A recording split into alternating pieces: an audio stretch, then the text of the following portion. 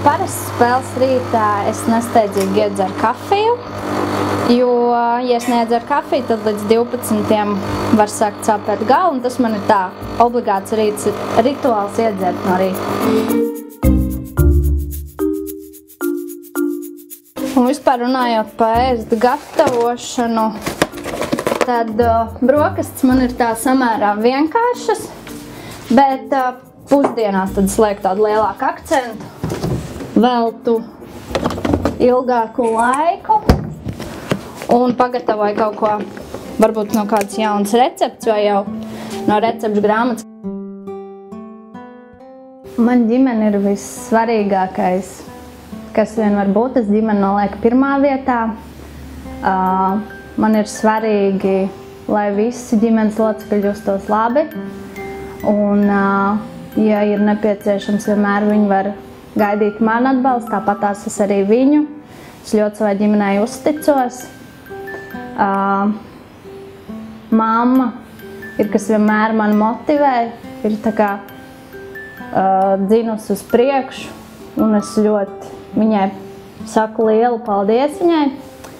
Ģimenē man arī ir mājdzīvnieki, man mīļuļi suns Niko, kaķītis, kas sildās uz radiatoriem, un otrs suns, kurš nav īpaši draudzīgs. Sākās viss tā, kad mamma ieraudzīja avīzē sludinājumu, kad veidojās jauna komanda, ir jauna trenere, un viņa man bija izgriezusi no avīzes, iedeva man to lapiņu un teica, pazvani, jo es jau dejoju no 3 gadu vecumu, modernās dejas, ar sporta dejas dejojusi, un tas tā visu dzīvi man ir saistījis. Un pienāk tāds brīdis, kad gribās kaut ko pamainīt, lai kaut kas tāds savādāks notiek. Nu, un Karsēja meitenēs jau tieši tas arī ir. Tur pamatā ir tā dejošana, bet plus vēl nāk akrobātika, visi tie elementi, kas ir Karsēja meitenēm. Un tā es pazvanīju, un es tieši saslimu tajā dienā, kad bija jāiet uz atlasi.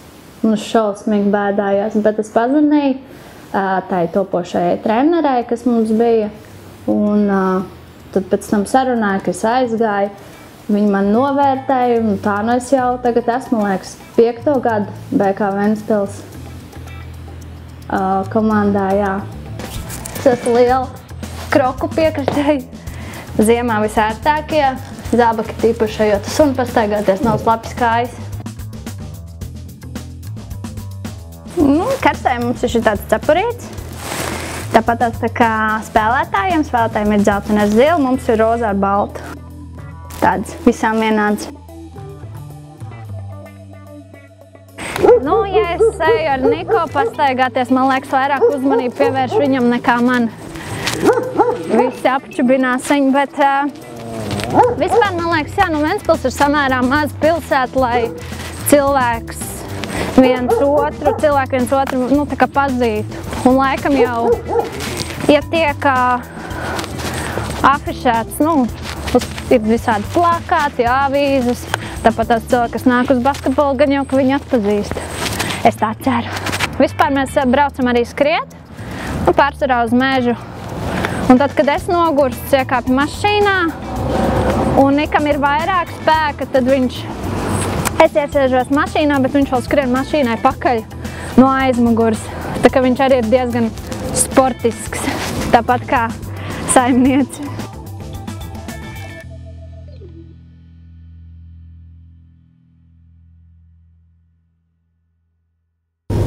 Tagad mēs dodamies pie manām mājām tuvāko bibliotēku.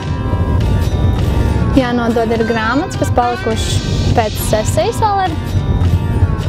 Un, ja jūs varēsiet apskatīties vietu, kur es dodos pēc mācību materiāliem papildus, un dažkārt arī pavadu ilgāku laiku mācoties.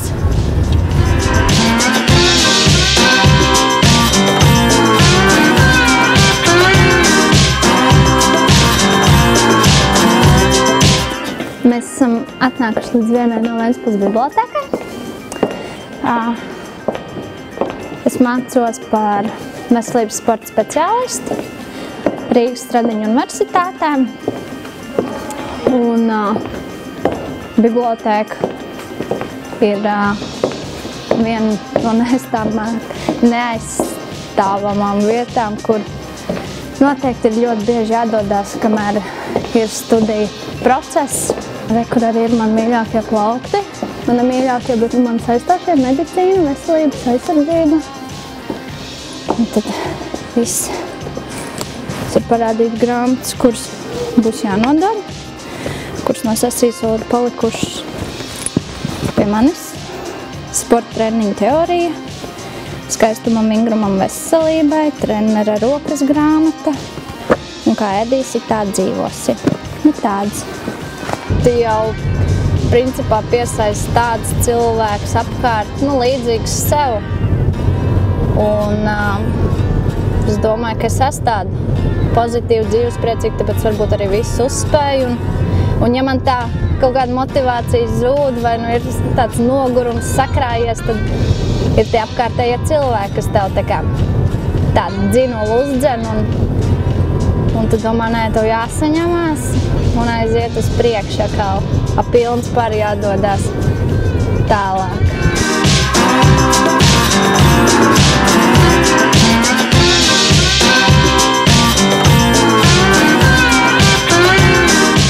Tad, kad ir spēles dienas, tad nevienmēr, bet dažkārt satnāk pie savas frizierītes, lai viņi man uztais kādu frizūru, lai spēlē skaistāk izskatos. Un jau šo frizētavu es nāku patstāvīgi jau. Tā kā viena īstā ir atrast un uzticīgi palieku. Klubs mūs diezgan lutina un mēs galīgi nevarētu sūdzēties. Man liekas, mums ir ļoti daudz skaistu tērpu.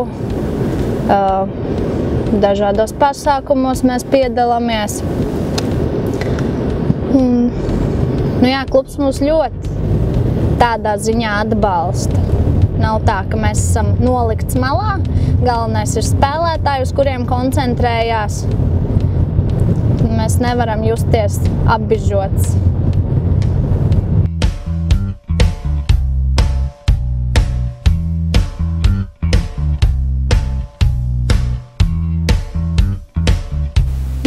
Pa treniņu procesu mēs ļoti smejamies, kad mums nav kā visiem sportistiem, nezinām, kādā izlasē mēs esam, kad mums nav tādu brīvdienu.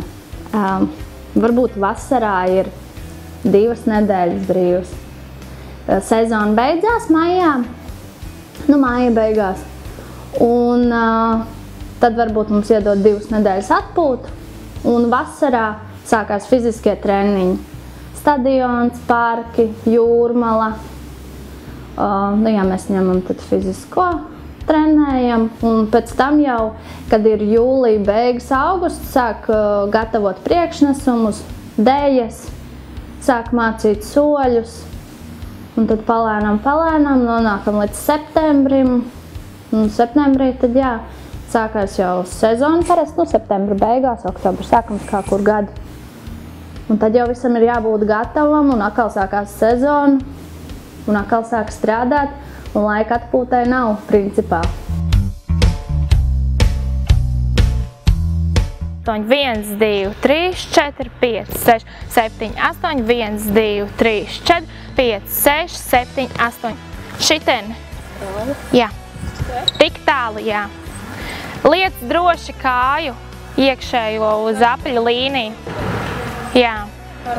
Un kačiņa atnāk uz priekšu līdz grozam tu gāji? Tu biji vienmēr pirms. Jā, nē, es esmu labāk. 5, 6, 7, 8, 1, 2, 3, 4, 5, 6. Ļoti labi, jā. Uz laukuma tiek 12 meitenes. 12 tas ir pamatsastāvs, ir treneris un tad vēl ir aizvietotājs. Bet viņas nemazāk tiek uz laukumu. Kaut es pat, man sestdienās ir skola, es mācos neklātienēm, un bieži vien sestdienās iekrīt spēle. Un ja es netieku no skolas apakaļ uz to laiku, kamēr sākās spēle, tad ir ļoti liela izdevība tam rezervistam arī tikt uz laukumu, kas nav nemaz slikti būt rezervistam. Tu vienu sezonu aizved kā rezervists, sagatavojies, un nākamā sezonā varbūt tu esi ļoti liels ieguvējs par to pagājušo sezonu un tiec uz laukumu nākamajā. Bet tas ir, cik tai meitenei kā rezervistai liels pacietības mērs, un vai viņa tiešām grib būt karsai meiteni, vai viņa to sezonu, kamēr ir rezervists, vai viņai ir tā kā motivācija gaidīt, kamēr viņa būs tai pamatsastāvā. Tas atkarīgs no meitenes.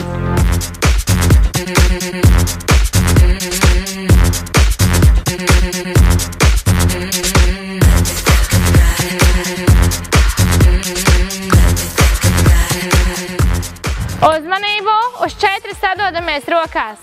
1, 2, 3, 4, 5, 6, 7, 8, 1, 2, 3, 4, 5, 6, 7, 8. Aiziet!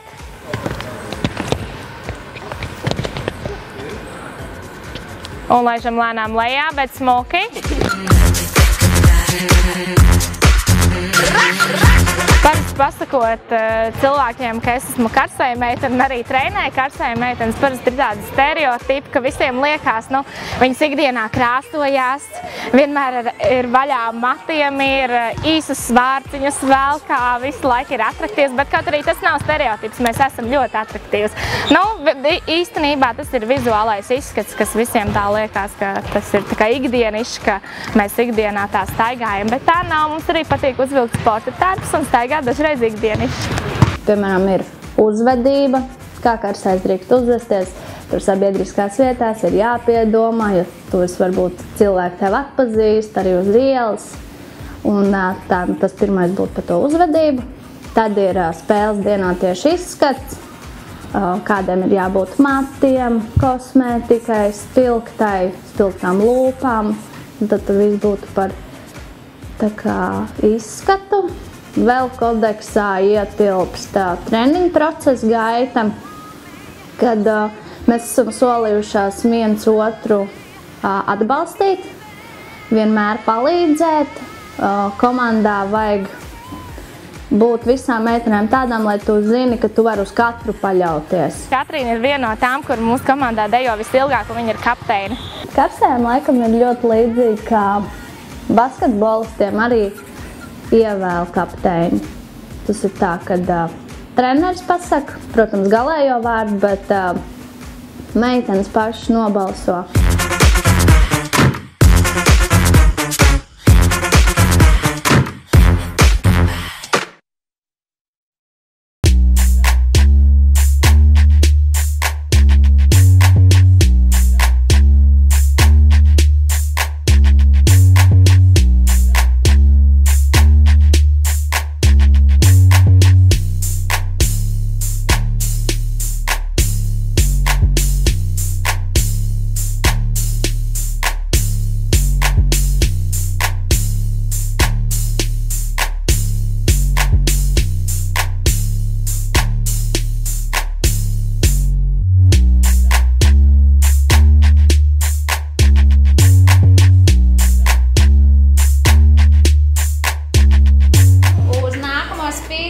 Jostiņas, rokas sprādzītas, abas spīdīgās, melnās zeķes paliek.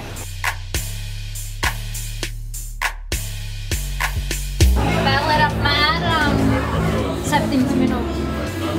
Vēl 7 minūtes, tad ir mērā. Lai labi spēles, daram vislabāko, jaukiem mēnesi 3, 2, 1, Ventspils!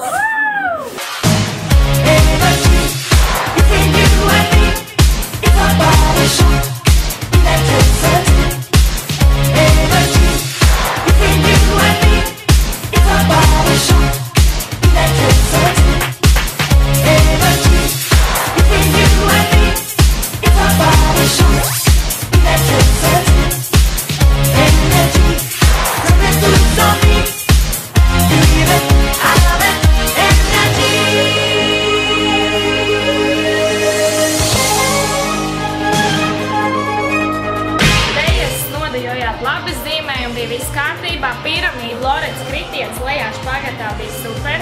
Viņš bija tik amortizēts. Patiešām Nasķinka arī viss dēļas ļoti labi nodejoja malacītis.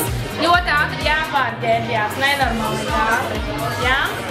Nav daudz, ja tad labi. Tā kā ātri pārģērbjamies un esam gatavas, ka deja var būt pēc dejas arī 10 sekundes starpā.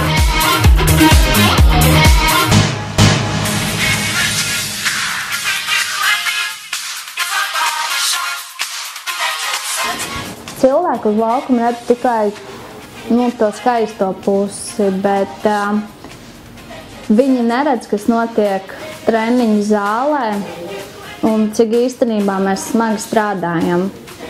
Un uz laukuma cilvēks atnāk uz spēli, viņš redz, jā, skaisti tur tērpi, priekšnesumi, bet tajā visā tiek ieguldīts ļoti liels darbs.